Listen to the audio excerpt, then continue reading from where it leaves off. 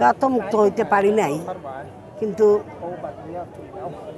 আগের তুলনায় কিছুটা ভালো। 2004 সাল থেকে যে অবস্থায় ছিলাম সেই হিসাবে আল্লাহ আমাদেরকে অনেক ভালো রেখেছে।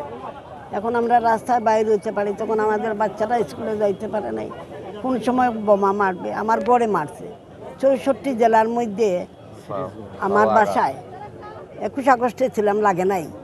পরে আমার বাসায় 2004 ডিসেম্বরে আমার গড়ে গেনে হামলা করেছে। কোনো জায়গায় মহিলাদের রাস্তায়ও মারে নাই 21 আগস্ট ছাড়া, আর আমার গড়ে মেরেছে 64 জেলার মধ্যে।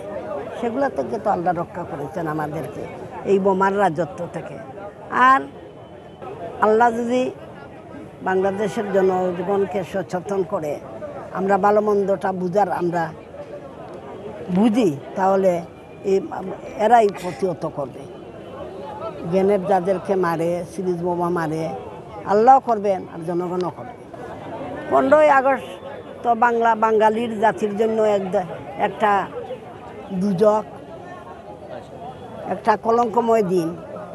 এই দিন যেন বাংলাদেশের মানুষের জন্য কোনো সময় না আসে। এসেছিল 1957 সালে বাংলার শেষ স্বাধীন নবাব সিরাজউদ্দৌলার সময়, আর আসলো 1975 সালে। যে নেতা এত আন্দোলন মিছিল মিটিং করে আমাদেরকে গড় থেকে, গড়ে গৃহবধূ ছিলাম, সেই গড় থেকে বাইরে হয়েছিলাম এই বঙ্গবন্ধুর ডাকে।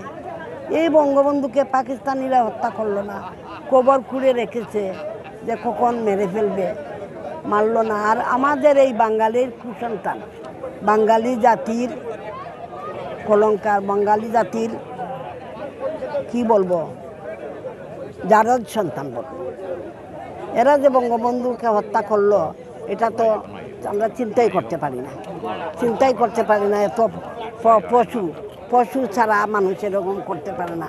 আমরা যে মানুষ, একটা পশু পাখিকেও মারতে হলে আমরা হিসাব করি যে তার একটা জীবন আছে, কিন্তু এই মানুষগুলোকে যে বঙ্গবন্ধুকে মারলো, বঙ্গবন্ধুর কী অপরাধ ছিল, দেশ দিয়েছিলেন তার জন্য।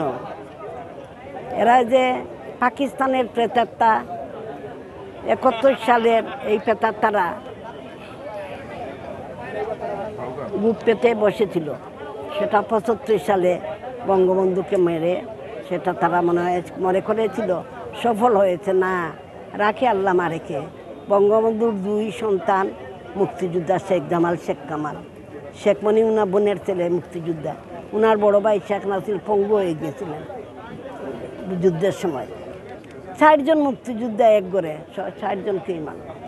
এবং যে শেখ মনির সহধর্মিনী আঞ্জুমনি, ওনার পেটে বাচ্চা ছিল, 7 মাসের বাচ্চা, বেনেট চার্জে বাচ্চাটা পেট থেকে বের হলো। এটা কি কোনো মানুষ করতে পারে? এই জঘন্যতম হত্যাকাণ্ড পৃথিবীর কোনো ইতিহাসে নাই।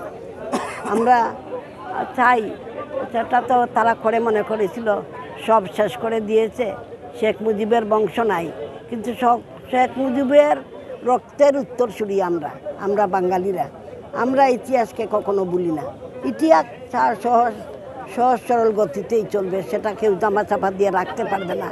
এত বছর পরেও শেখ মুজিবকে কি মানুষ ভুলে গেছে?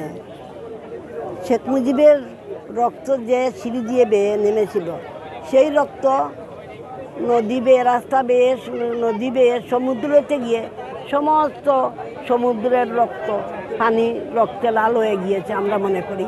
এবং এই রক্ত থেকে মুজিবের আদর্শের সৈনিকরা জন্ম নিয়েছে।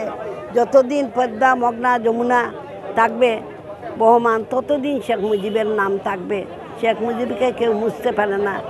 আর একটা জিনিস আপনাকে বলি, আমরা সব সময় বলে আসছি, আমার দলও ক্ষমতায়, কিন্তু অন্য কোনো দল যদি দলের নেতাকে কেউ মারত, তারা সাথে সাথে বিচার করত। তো আমার নেত্রী, জননেত্রী শেখ হাসিনা সেটা চান না। তিনি চান সাধারণ একজন রিক্সাওয়ালার হত্যা করলে যে বিচার হবে, বঙ্গবন্ধুকে যারা হত্যা করেছে সেই বিচার একই আইনে হবে, উনি আলাদা কোনো আইন করবেন না।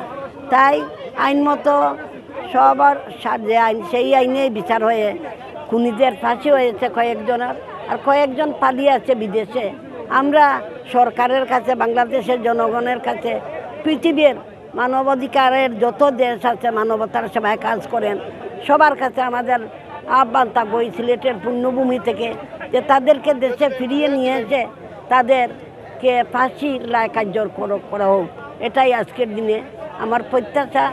এবং বঙ্গবন্ধুর শাহাদত বার্ষিকী 15ই আগস্ট সাথে সাথে উনার সাথে যারা শহীদ হয়েছেন সবার আত্মার মাগফিরাত কামনা করছি।